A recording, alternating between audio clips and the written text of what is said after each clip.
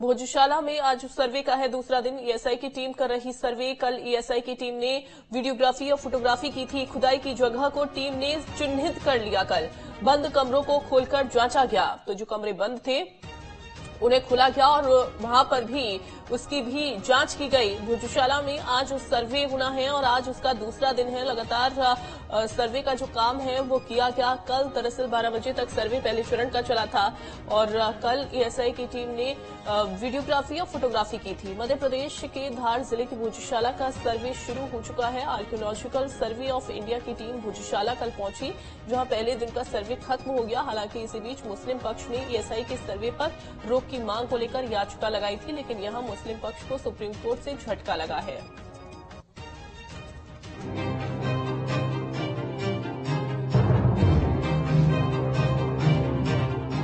धार की भोजशाला में कमाल मौलाना मस्जिद है या सरस्वती मंदिर, इसी सच को सामने लाने के लिए मध्य प्रदेश हाईकोर्ट की इंदौर बेंच के आदेश के बाद भारतीय पुरातत्व सर्वेक्षण यानी एएसआई की टीम ने सर्वे शुरू कर दिया है। सर्वेक्षण के लिए एएसआई की 20 सदस्यीय टीम 22 मार्च को सुबह 6:30 बजे भोजशाला पहुंची, जहां उसने भोजशाला से जुड़े सच को खंगालने के लिए खुदाई शुरू की। हालांकि पहले दिन का सर्वे अब खत्म हो गया है।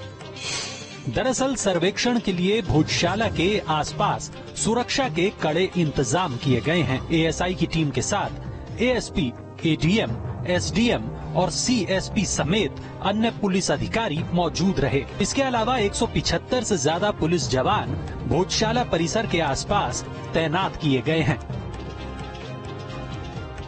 उदय के साथ ही सर्वे प्रारंभ हो चुका है और जल्दी उम्मीद है कि सर्वे व्यवस्थित होने के बाद सर्वे की रिपोर्ट माननीय न्यायालय के पटल पर रखी जाएगी। देखिए, अगली हियरिंग 29 अप्रैल 2024 को है। जब भोजशाला में एएसआई की टीम सर्वे कर रही थी तो उस बीच मुस्लिम पक्ष ने सर्वे पर रोक लगाने के लिए सुप्रीम कोर्ट का दरवाजा खटखटाया। हालांकि यहाँ मुस्लिम पक्ष को सर्वोच्च न्यायालय से बड़ा झटका लगा है और सर्वे पर रोक की मांग को सुप्रीम कोर्ट ने खारिज कर दिया। वहीं अब पूरे मामले को लेकर प्रदेश में सियासत भी तेज हो गई है। पूर्व मुख्यमंत्री दिग्विजय सिंह ने भोजशाला के सर्वे को लेकर बीजेपी सरकार पर सवाल खड़े किए।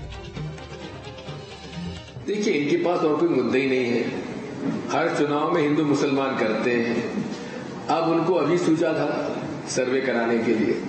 बात यह है कि देश में नियम और कानून और संविधान का पालन होना चाहिए।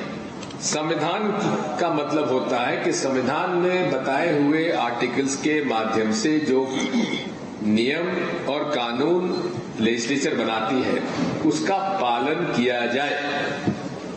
क्या उसका पालन हो रहा है? वहीं दिग्विजय सिंह के बयान पर बीजेपी ने भी पलटवार किया है। ये दिग्विजय सिंह जी को ये ऐतराज क्यों? एएसआई की रिपोर्ट आई नहीं, उससे पहले उनकी तुष्टीकरण की राजनीति प्रारंभ हो गई। पर दिग्विजय सिंह जी को ये ज्ञात होना चाहिए कि न्यायालय की अवमानना है।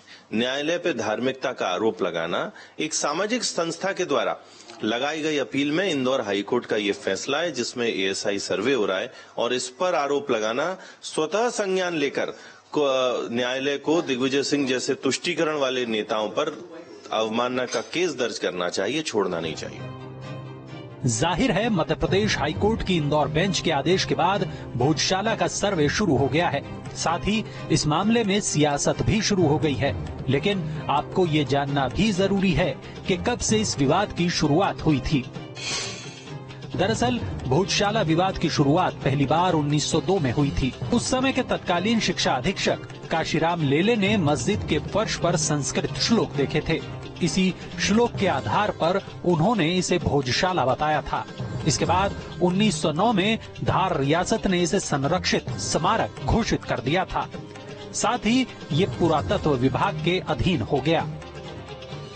इससे पहले भी भोजशाला का मामला एएसआई के पास पहुंचा था, जिसके बाद आर्कियोलॉजिकल सर्वे ऑफ इंडिया ने इसे लेकर अप्रैल 2003 में एक आदेश भी जारी किया था।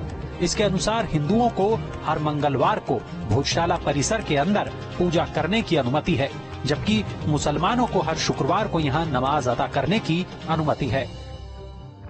इस परिसर के हक को लेकर लंबे समय से दोनों ही धार्मिक संगठनों में मतभेद होता रहता है। ऐसे में इस पूरे विवाद को समझने के लिए भोजशाला के इतिहास को जानना बेहद जरूरी है। 1000 साल पहले धार में परमार वंश का शासन था। 1000 से 1055 ईस्वी तक राजा भोज ने शासन किया। राजा भोज सरस्वती देवी के अनन्य भक्त थे।